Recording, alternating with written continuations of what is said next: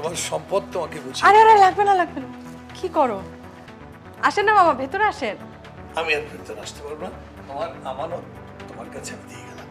সে কি মামা, ভেতরে আসেন, একটু রেস্ট নিয়ে যান। আপনার উপর দিয়ে যা ধকল গেল। ওরে বাবা রে, ধকল যতই যাক না কেন আমার রেস্ট নেওয়ার কোনো ফুরসত নেই বলি। শোনো, তোমার মামি কিন্তু বুম হয়ে আছে, আমি আবার এর মধ্যে খাওয়া দাওয়া বেশি করে ফেলেছি। মামা, আপনি ডাক্তার হয়ে যদি এমন করেন। শোনো, আমি তো ডাক্তার হচ্ছে গিয়ে হাসপাতালে, এখানে তোমার মামা, বাড়িতে আমার বউয়ের হাজবেন্ড। ঠিক আছে মামা। ওকে, থ্যাংক ইউ বাবা। জি, আসসালামু আলাইকুম। আসো, তুমি আসো। চলো, তোমাকে তোমার ঘর পর্যন্ত নিয়ে যাই।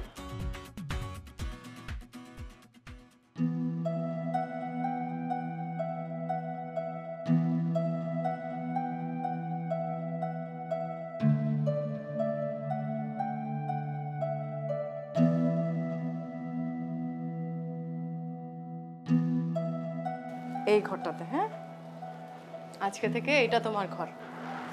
আসো, বসো এখানে। আজ থেকে এই ঘর তোমার। পছন্দ হয়েছে? থাকো। হ্যাঁ,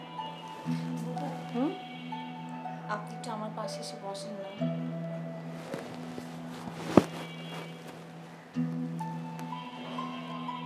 কি নতুন জায়গা, ভয় লাগছে? আপনার সম্পর্কে যা শুনেছি আপনি তার চাইতে অনেক বেশি অসাধারণ। যারা বলেছে তারা বাড়িয়ে বলেছে। আমি কিছুই না, খুবই সাধারণ একটা মানুষ, পৃথিবীতে যার কোনো ভূমিকাই নেই।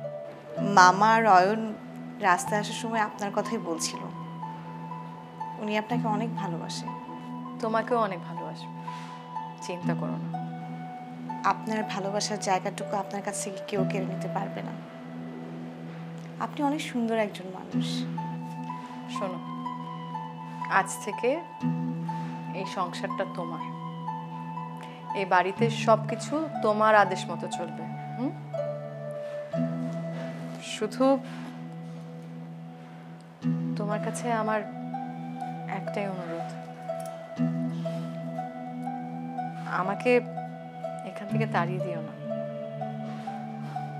তোমার মানুষটাকে ভালোবেসে বাবা মা ভাই বোন সবাইকে ছেড়ে চলে এসেছিলাম, তাদের সাথে আর কোনো সম্পর্ক নেই। এখান থেকে বেরিয়ে যাওয়ার কোনো জায়গা আমার নেই। এসব কি কথা বলছেন বুবু? আপনার সংসার আপনারই থাকবে, আমাকে শুধু আপনার ছোট বোনের মতো করে বুকে আগলে রাখবেন, এতটুকু পেলেই আমার আর কিছু লাগবে না।